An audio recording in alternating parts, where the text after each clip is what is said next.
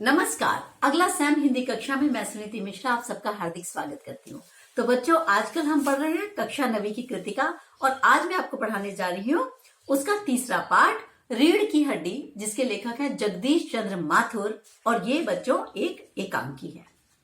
तो जो एकांकी है, अगर आप इसको चाहें तो आप इसको अपने विद्यालय की स्टेज पर, विद्यालय के मंच पर बड़े आसानी से अभिनीत भी कर सकते हैं और बहुत अच्छी भी है। एक उद्देश्य लिए हुए ये एकांकी है।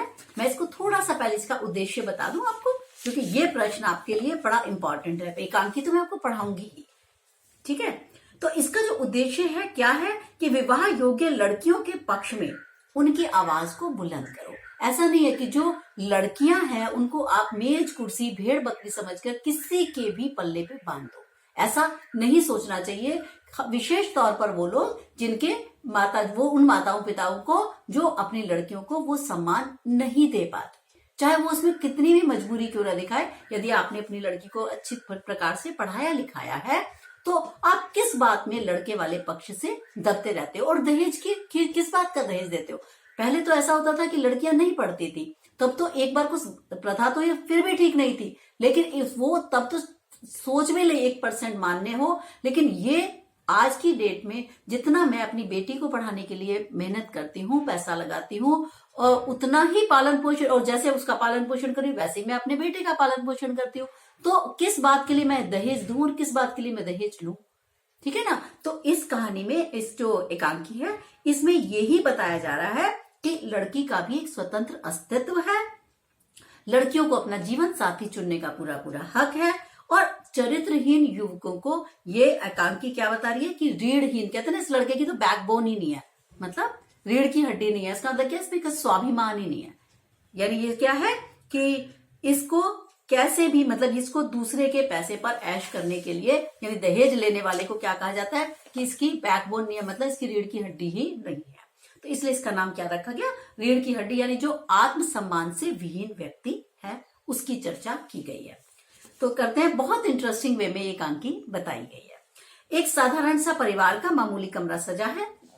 घर की साज सज्जा को ठीक करने का काम चल रहा है, क्योंकि आज राम स्वरूप की बेटी को देखने के लिए गोपाल प्रसाद अपने बेटे शंकर के साथ आ रहे हैं। अब नौकर जो है वो बहुत ऊंचा सा सुनता है। ये कई बार क्या होता है कि नौकर ऊंचा सुनता है, इसलिए बड़ी हास्यास्पद सी स्थिति पैदा हो जाती है।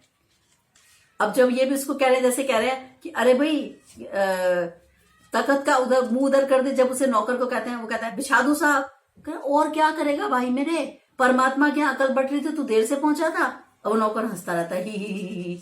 मतलब तो ऐसी इस तरीके की छोटी छोटी मजेदार से प्रसंग बीच बीच में आपको देखने को मिलते हैं।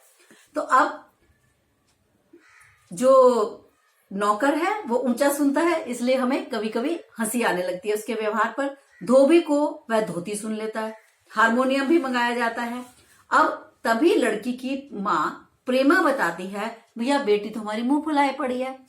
वह सारा दोष ज्यादा पढ़ाई लिखाई को देने लगती है कि तुमने क्या किया है, कि तुमने बहुत ज्यादा इसको पढ़ा लिखा कर इतना सिर पे चढ़ा दिया है। मेरी समझ में तो ये पढ़ाई लिखाई के जंजाल आते ही नहीं।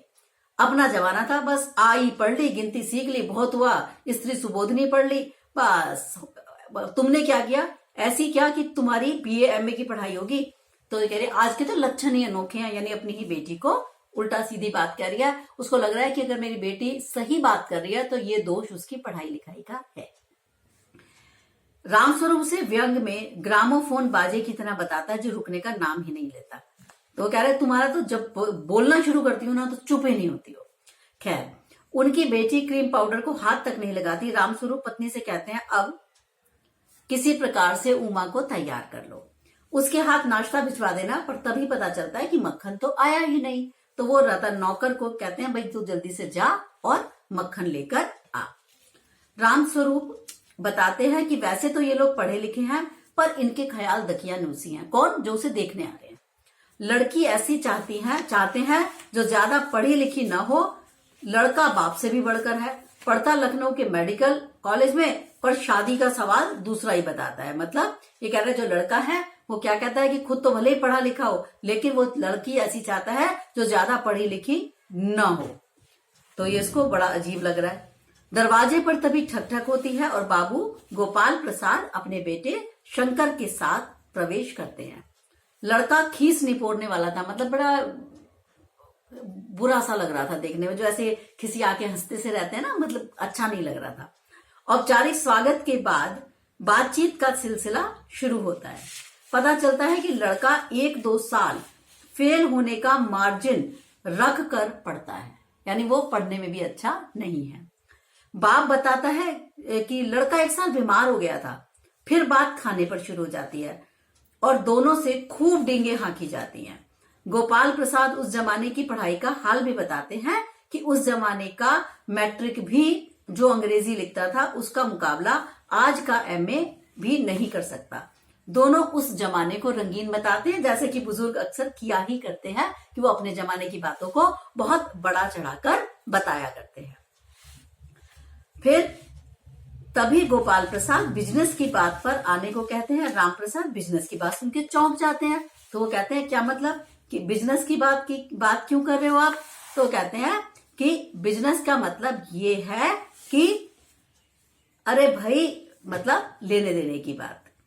ये सुनकर रामस्वरूप नाश्ते की बात कहकर थोड़ी देर के लिए अंदर जाते हैं और गोपाल प्रसाद अपने बेटे से कहते हैं तू कमर सीधी करके बैठ। शंकर के दोस्त कहते हैं कि उसकी बैकबोन नहीं है। इतने में बाबू राम स्वरूप चाय की ट्रे लिए हुए लौट आते हैं। फिर खूब हंसी मजाक का दौर चलता है। गोपाल प्रसाद कहते हैं कि सरकार को खूबसूरती पर टैक्स लगा देना चाहिए और हर औरत को अपनी खूबसूरती के अनुसार टैक्स तय करने का अधिकार होना चाहिए। फिर देखिए कितना सारा टैक्स गवर्नमेंट बटोर सकती है। गोपाल प्रसाद लड़की का खूबसूरत होना बड़ा जरूरी मानते हैं। तभी गोपाल प्रसाद एक बात का और स्पष्टीकरण मांगते हैं और वो कहते हैं कि यह लड़की ज्यादा पढ़ी लिखी है, उन्हें ज्यादा पढ़ी लिखी लड़की नहीं चाहिए, बस मैट्रिक पास होनी चाहिए। क्यों? क्योंकि उनको डर लगता है कि कहीं पढ़ी लिखी लड़की उनको गलत बातें मानने से भी इनकार न कर दे। वे लड़कों की पढ़ाई की तो वकालत करते हैं, पर लड़कियों के लिए यह तर्क देते हैं कि देखो भाई, ये मोर के पंख होते हैं, मोरनी के देखे हैं तुमने कहीं? शेर के बाल होते हैं, शेरनी के होते हैं। तो मतलब लड़कियों को तो दब के रहना चाहिए, उन्हें पढ़ने लिखने का कोई अधिकार नहीं। तभी पान की तश्तरी हाथों में लिए हुए उमा आती है। कपड़े सादे हैं, नाक पर रखा सोने के फ्रेम का चश्मा दिखाई देता है। इसे देखकर बाप बेटे चौंक जाते हैं। रामस्वरूप बहाना लगाते हैं, अरे वो क्या हुआ ना कि पिछले महीने इसकी आंख दुखनी आ गई थी, मतलब आईज में कोई इन्फेक्शन हो गया था। तो कह रहे आंख दुखनी आ गई थी, इसलिए कुछ दिन के लिए इसको उमा को चश्मा लगाना पड़ रहा है। गोपाल प्रसाद जानना चाहते हैं कि कहीं पढ़ाई के कारण तो यह चश्मा नहीं लगा हुआ है। फिर वो पूछते हैं, अच्छा बेटिया ये बताओ, गाने बजाने में क्या कर लेती हो? उमा सितार उठाकर मीरा का प्रसिद्ध गीत मेरे तो गिरधर गोपाल उनको बड़े मीठे स्वर में सुना देती है। तभी उसकी आंखें शंकर से मिलती है। वह गाते गाते एकदम रुक जाती है। गोपाल प्रसाद पेंटिंग और सिलाई के ज्ञान की जानकारी लेते हैं। वह इनाम जीतने के बारे में भी पूछते हैं। वो चुप रहती है, पर उसे जवाब देने के लिए जब जोर दिया जाता है तो वो फूट पड़ती है। क्या जवाब दूं बाबूजी? जब मेज कुर्सी बिकती है तब दुकानदार कुर्सी मेज से कुछ नहीं पूछता, सिर्फ खरीदार को दिखला देता है कि तुझे पसंद है या नहीं। अगर पसंद आ गई तो अच्छा, वरना। फिर वो आगे कहती है, अब इन महाशय से पूछिए, क्या लड़कियों के दिल नहीं होता? क्या उनको चोट नहीं लगती? यानी उसको बहुत गुस्सा आ जाता है कि कह रहे सितार बजाओ, कोई कह रहा है खड़े होके चल के दिखाओ, कोई कह रहा है चश्मा क्यों लगा है, पढ़ना लिखना जरूरी नहीं है, इतनी सारी बातें, क्या लड़के वाले हो तो क्या करोगे, ये क्या है, ये कैसा पागलपन है? तो उसको बहुत गुस्सा आ जाता है। गोपाल प्रसाद झल्ला उठते हैं। तब उमा है वो शंकर की पोल खोलती है और बताती है कि ये जो लड़का आप मुझे देखने आया है ना, ये फरवरी में लड़कियों के हॉस्टल में घूमते हुए पकड़ा गया था। तभी गोपाल प्रसाद को पता चलता है कि उमा भी कॉलेज में पढ़ी हुई है। उमा कहती है, हाँ मैं कॉलेज में भी पढ़ी हुई हूँ, और कहती है कि आपका बेटा नौकरानी के पैरों पर पड़कर मुंह छिपाकर वहां से भागा था। गोपाल प्रसाद गुस्से में छड़ी उठाकर जाने का उपक्रम करते हैं तो उमा यह कहकर उन्हें और चिढ़ा देती है कि अब जरा पहले घर जाकर ये पता लगाइएगा कि आपके लाडले बेटे के रीढ़ की हड्डी भी है या नहीं, यानी बैकबोन है इसकी या नहीं। इसका मतलब क्या है कि उसमें कोई स्वाभिमान नाम की चीज है कि नहीं है। ऐसे स्वाभिमान रहित लड़के से मुझे शादी नहीं करनी। गोपाल प्रसाद और शंकर लौट जाते हैं और रतन मक्खन लेकर लौटता है, पर्दा गिरता है। तो ये है एकांकी हमारी रीढ़ की हड्डी। और रीढ़ की हड्डी में मैंने आपको जैसे बताया कि उद्देश्य इसका बहुत ही इंपॉर्टेंट है, प्लीज आप लोग जरूर करके जाइएगा। मैंने आपको स्टार्टिंग में भी बता दिया कि ये योग्य लड़कियों को आवाज बुलंद कराना इसका उद्देश्य है। उन लोगों की कलई खोलती है जो लड़कियों को भेड़ बकरी कुर्सी मेज समझते हैं। और यहाँ पे क्या बताती है कि अपने स्वतंत्र व्यक्तित्व की रक्षा करना हर स्त्री का दायित्व है और उसका अधिकार है। इस अधिकार को उसको कभी भी नहीं खोना चाहिए। ठीक है, तो ये थी हमारी एकांकी रीढ़ की हड्डी। बहुत इंटरेस्टिंग है, आशा करती हूँ आपको अच्छी लगी होगी। अब हम मिलेंगे आपसे अगले पार्ट में, तब तक के लिए आज्ञा दीजिए मुझे। नमस्कार।